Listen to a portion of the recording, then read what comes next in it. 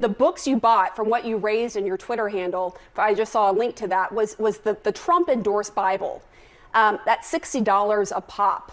There are many Bibles available that are less than half of that. Why are you using the Trump endorsed Bible? What do you say to critics who argue this is clear-cut political pandering right here? What I would tell critics is we're going to teach American history in Oklahoma. So that includes the Bible, the Declaration of Independence, the Constitution and Bill of Rights. They are all included in this Bible that we've purchased. The Bible will be back in every Oklahoma classroom. President Trump is bringing... Why the Trump Bible, though? Why not a cheaper Bible where you could save a lot of money in taxpayer dollars? I just told you. All of those documents are in this Bible that we purchased for our kids so that they could understand the full context of the founding documents.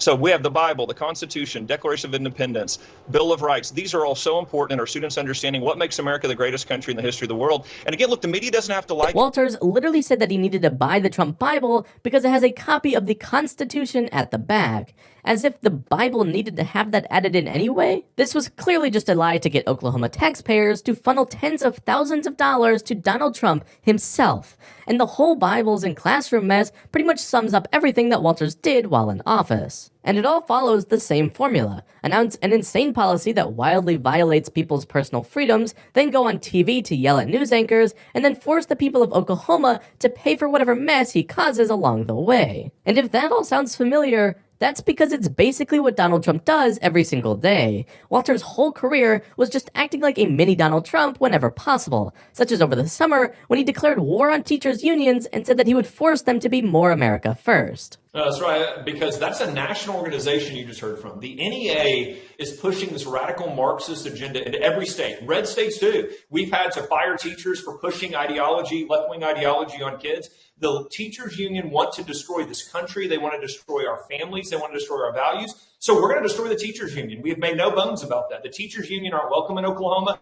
We support parents. We pay teachers based on merit. We want to make sure that our teachers aren't going to come in here and malign President Trump, attack this country. We are going to have teachers that actually want to educate kids, not indoctrinate kids. So that's why we're happy to partner with PragerU. We're happy to partner with groups like the Freedom Foundation to make sure our teachers are there to educate our children, not push a Marxist agenda, and we will not tolerate it here in the state of Oklahoma. Ryan Walters has been in and out of the news over the past year because of insane rants like that, but recently he made headlines for something far more embarrassing. You see, over the summer, Walters was caught by State Board of Education members watching a movie with adult nudity scenes in his office, a space that is open to the public and regularly sees education officials and even teachers. And this scandal blew up instantly, especially given the fact that Walters has spent so much of his time accusing liberals of pushing supposedly inappropriate content in schools, like LGBTQ books, while he himself was watching adult films at work. And because Republicans can never do anything with grace, instead of apologizing for this mistake, Walters accused his fellow Republicans of setting him up. Seriously, I'm not kidding.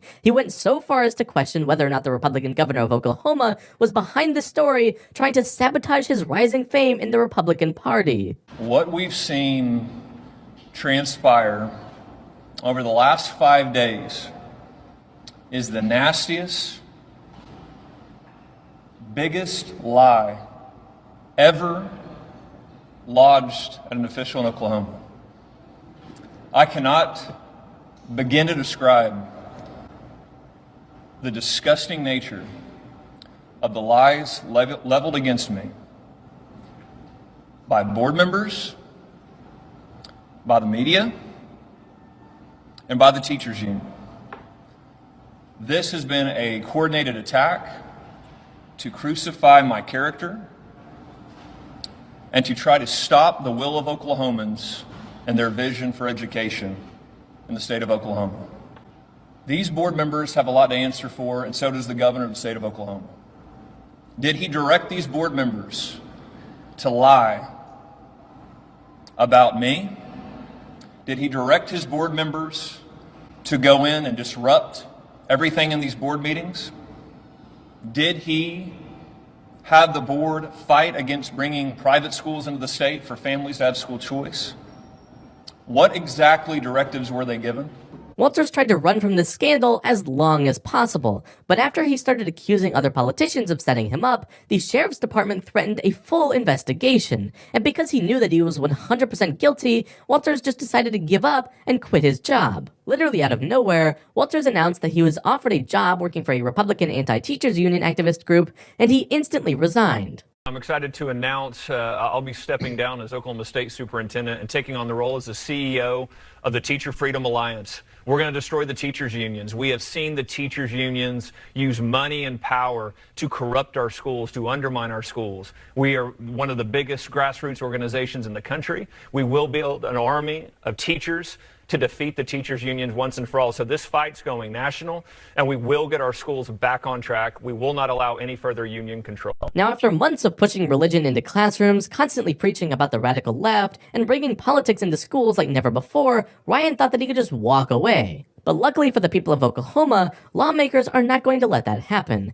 After being hijacked by an insane MAGA extremist, both Republicans and Democrats in the state are now coming after Walters with vengeance, launching a full investigation into the Department of Education and its spending. But not only that, the state of Oklahoma is showing us the best way to deal with the legacy of MAGA Republicans like Walters, by completely scrubbing them from history. Lawmakers say normalcy is needed at the Department of Education. Some normalcy came as Educators Hall of Fame was put back up at the Department of Education Wednesday afternoon, after what many consider a controversial reign under Ryan Walters. Wants Oklahoma to be the first state to put Bibles back in schools. From the new social studies standards making false claims about the 2020 election, giving teachers transferring from blue states the America First test. Changes, though, have already happened. This is the Department of Education website. This was September 22nd. When you scroll down, you saw a lot. Office of Religious Liberty, school choice links.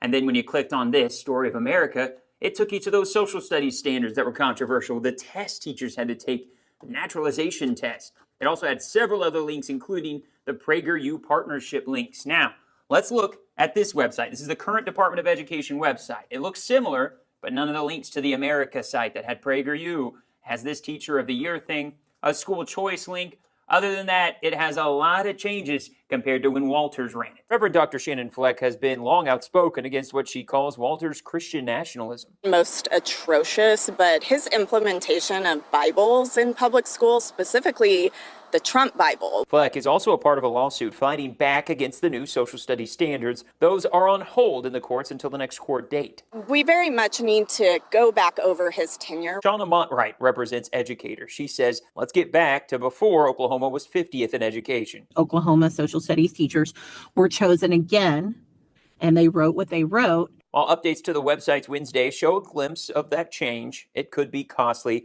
and take some time.